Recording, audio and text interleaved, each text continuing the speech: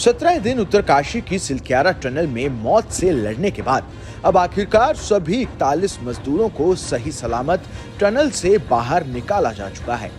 सुरंग से बाहर निकाले जाने के बाद इन सभी मजदूरों के स्वास्थ्य की जांच के लिए इन्हें अस्पताल ले जाया गया।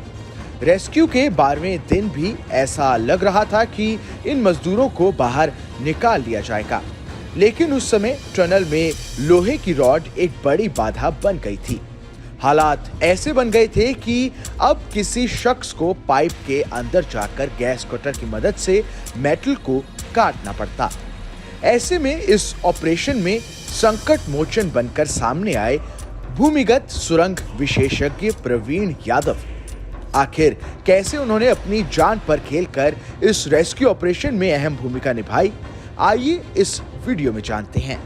द इंडियन एक्सप्रेस से बात करते हुए ट्रेंचलर इंजीनियरिंग के भूमिगत सुरंग विशेषज्ञ प्रवीण यादव ने पाइप के अंदर की पूरी कहानी बताई। प्रवीण ने उस दिन को याद किया जब एनडीआरएफ की टीम सहित कई लोगों ने अंदर जाने की कोशिश की, लेकिन ब्लोअर और पर्याप्त ऑक्सीजन आपूर्ति के अभाव में वे असफल रहे। यादव बताते हैं कि जब कुछ और काम नहीं आया तो मैं सहायक और साथी बलविंदर यादव के साथ अंदर जाने के लिए तैयार हो गया, लेकिन मेरे बॉस ने मुझे एनडीआरएफ कर्मियों की कोशिशों का इंतजार करने के लिए कहा, लेकिन वे जवान आकार में बड़े थे और पाइप बहुत छोटे थे।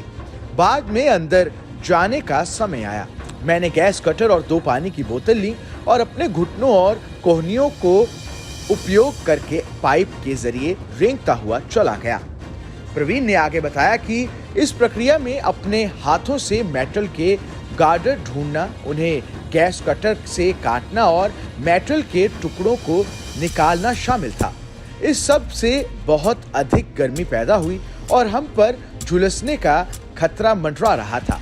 उस तंग जगह के अंदर जाना अपने आप में कठिन है, लेकिन अंदर घंटों तक गैस कटर का उपयोग करना बिल्कुल अलग लेवल का है, जिसे बयान नहीं किया जा सकता।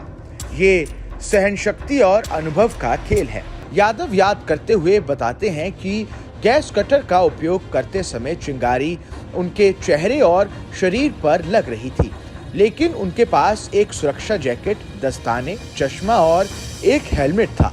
उन्होंने कहा, इसके अलावा यदि आप अनुभवी हैं तो आप जानते हैं कि किस कोण पर मेटल को काटना है ताकि खतरा कम से कम हो। ड्रिलिंग में ज्यादा बाधाएं आने के कारण वे दिन में 2-3 बार अंदर जा रहे थे। यादव बताते हैं कि जिन दिनों मैं रेस्क्यू में बाधा बन रहे मेटल की रुकावटों को काट रहा था और उनके टुकड़ों को ठंडा होने के बाद हटा रहा था, मैं जब भी बाहर निकलता पसीने से पूरी तरह लथपथ होता। यहाँ तक कि मेरे जूते भी पसीने से भर गए थे। जैसे ही मुझे हवा का झोंका महसूस हुआ, वह किसी अद्भुत एहसास से कम नहीं लग रहा था। लोगों ने मेरी सराहना की और मेरे लिए तालियां बजाई, लेकिन मैं उस पल केवल नहाना और सोना चाहता था।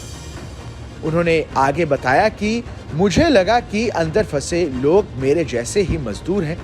मैं भूमिगत सुरंगों में काम करता हूं और किसी दिन यहाँ मैं भी फंसा हो सकता हूँ। फिर कोई और मेरी मदद करेगा, जैसे मैंने इस ऑपरेशन में मदद की। इस खबर में बस इतना ही। ये खबर आपको कैसी लगी हमें कमेंट कर जरूर बताएं। देश दुनिया की तमाम बड़ी खबरों के लिए देखते रहिए न्यूज़ नेशन का डिजिटल प्लेटफॉर्म।